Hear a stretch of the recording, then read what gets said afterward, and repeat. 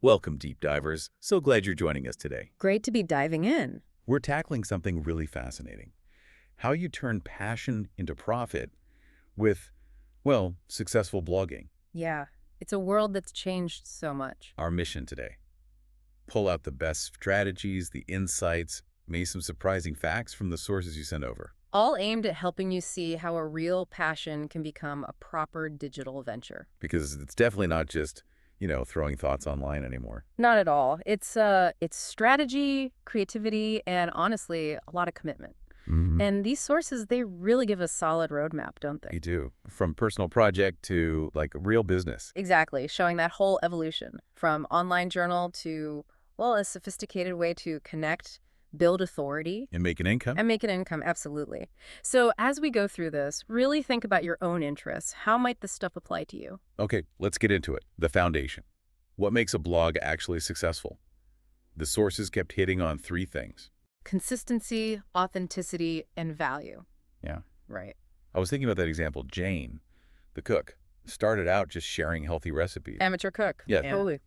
But she was so consistent. Always posting. And her voice, it felt real, Yeah. authentic. Exactly. Plus the recipes were genuinely useful, real value.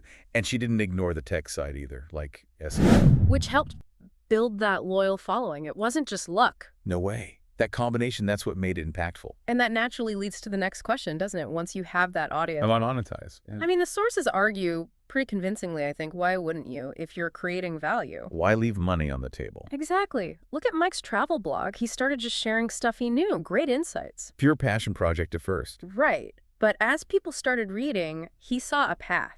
The sources call it financial independence. Which for him meant funding his travels with the blog. Precisely. Turning the passion into the job, basically, which then unlocks other things. Like resource allocation. Yeah, suddenly he could afford that better camera or hire an editor, making the content even stronger. Which feeds back into growth. Sustainable growth, exactly. Financial backing for the next idea, maybe a course or something. And then scalability. Tapping into new revenue streams. Right. Affiliate marketing, maybe other things, expanding beyond just the blog posts. Okay, so the why makes sense. Let's talk how. That first big step, choosing a niche. Oh, this is crucial. The sources are really clear on this. It dictates everything, doesn't it? Yeah. Focus, audience, profit, potential. Totally. It's finding where your passion meets what the market actually wants. Like Sarah, the fitness blogger. She didn't just do fitness. No, she narrowed it down. Yoga and mindfulness, super specific. Which let her become an authority. Right. Go really deep. Exactly, and attract a very specific targeted audience who were looking for that content. Which then opened up specific ways to monetize. Yeah, yoga brands, meditation apps, things that made perfect sense for her audience. So how do you pick that niche? The sources mentioned a few factors. Three main ones. First, obviously, your own passion and interest. You love it to stick with it. Makes sense. Keeps you motivated. Then, market demand. Is anyone actually searching for this stuff? Tools like Google Trends help here. So not just guessing. Right. And third, competition analysis. What's already out there? Can you bring something unique? A different angle? Okay, niche nailed down. Then comes the content itself. Yeah, yes. Creating high-quality content. This is like the absolute core. It's what makes your blog stand out from, well, everything else. And keeps people coming back. Remember Tom, the outdoor guy? Yeah, he started just documenting hikes. But then he leveled up. Started doing proper research on gear, adding real tips for different trails, sharing personal stories. Than just a diary entry. Way more. The sources break down what makes content high quality. Good research, so it's reliable. Evidence-based stuff. Right. Strong engagement, using storytelling, being relatable. Connecting on a human level. Exactly. And visuals. Don't underestimate good photos, infographics, maybe even short videos. Yeah, enhances the whole experience. Makes it less like a wall of text. Totally. User experience is key. Okay, great content is flowing. Now let's talk money. Monetization strategies. Right, the practical side. The sources cover a bunch. First up, a classic. Affiliate marketing. So recommending products and getting a cut if people buy. Pretty much. But the key is relevance. Like Lisa, the fashion blogger. She didn't just stick ads everywhere. No, she'd weave recommendations into her posts. Love this jacket, here's where I got it. It felt natural, helpful even. Adding value while earning. How do you start with that? Well, first, select the right programs. Ones that fit your niche, Booking.com for travel, maybe Amazon for tech gear. Makes sense. Be relevant? Then create authentic content. Honest reviews, useful guides, build that trust. People see through fake recommendations. Definitely. And the mechanics. You use tracking links provided by the program. That's how they know the sale came from you and how you track what works. Got it. So affiliate marketing is one stream. What else? Another big one the sources highlight is selling digital products. Things like eBooks, courses. Exactly. eBooks, courses, printables, maybe a paid newsletter, things you create based on your expertise. An extension of what you're already sharing. Precisely. Remember Mike, the travel blogger again? He packaged his popular guides into an ebook. Repurposing existing value. Right, but polishing it, making it a go-to resource. The trick is to identify your audience's needs first. What problems can you solve? What do they keep asking about? Exactly. Then leverage your content. Maybe bundle blog posts into a mini course. Smart. And promotion. Promote it. On your blog, social media, definitely your email list. Maybe use testimonials from early readers. Okay, digital products. Makes Yeah. sense. What about good old-fashioned ads, like AdSense? Yep, Google AdSense, still a very common method. Display ads, earn from clicks or impressions. Like Carla, the travel photographer. Her site had amazing visuals. Yeah, so once your traffic grew, AdSense was a natural fit. Setting it up is fairly simple. Create an account, Then figure out where to put the ads. right? Ad placement. Header, sidebar, within posts. You test what works. Different formats, too. Yeah, ad formats, text, display, video, and crucially, monitor performance in your AdSense dashboard. See what earns best. But there's a warning there, isn't there? About overdoing it. Oh, absolutely. The sources stress this. You have to balance ad revenue with user experience. Too many annoying ads, people leave. Kills the loyalty you build. Exactly. It's a fine line. What about working directly with brands? Sponsored posts. Sponsored content, another powerful option. Basically, brands pay you to feature their product or service. Like the tech blogger Brian, reviewing a Lenovo laptop. Perfect example. But again, integrity is key. You need to define your rate, first based on your traffic, engagement, niche. Know your worth. Then choose relevant partners. Does this brand actually fit your blog and your audience? Don't just take any offer. Maintain authenticity. Always. And disclosure is non-negotiable. You have to tell your readers it's sponsored. It's about transparency. Builds trust, right? Absolutely. And finally, create engaging content.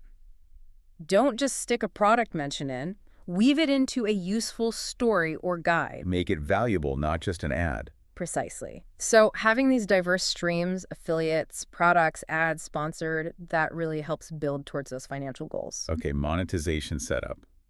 But you need people seeing it. Let's talk audience building and engagement, starting with social media. Yeah, social media marketing. Platforms like Instagram, Facebook, Twitter, Pinterest, they're huge for visibility and connection. Like Jake, the lifestyle blogger. He built a real community. He really did. It wasn't just about broadcasting his blog posts. He shared snippets of his life, asked questions, actually talked to people on Instagram. Made it personal. Totally. His strategy involved consistent postings, staying visible. Can't just post once a month. Nope. And focusing on visual content, great photos, maybe using tools like Canva to make things pop. Especially for platforms like Instagram. For sure. And active engagement, responding to comments, DMs, making people feel heard. Using hashtags effectively. Definitely. Utilizing hashtags, both popular and niche specific, to get discovered. And he did a lot of collaboration. Partnering with other bloggers. Yeah, cross-promoting, reaching each other's audiences, super effective. But social media is rented land, right? Yeah. What about more direct connection? That's where email marketing techniques come in. The sources really emphasize this for building deeper relationships. Like Sarah's wellness newsletter. Perfect example. It wasn't just new post alert. She offered real value weekly tips, exclusive meditations, made people want to be subscribed. How did she get signups? Using lead magnets, offering something free in exchange for an email address, like her 10-day wellness challenge. Smart. Give value first. Exactly. Then, using segmentation, sending different emails based on what people signed up for or clicked on, makes it more relevant. Personalization. Right. Crafting compelling subject lines so people actually open the emails. Sending regular updates to stay connected. And getting feedback. Yeah, creating a feedback loop, asking subscribers what they want to see. It all builds that loyal community, the ones who will support your monetization efforts later. Okay, so we have the audience, the income streams. Now it's about making it all work better. Optimization. Exactly. Analyzing and optimizing revenue streams. You can't just set and forget. Need to track what's happening. Absolutely. Tracking performance metrics is crucial.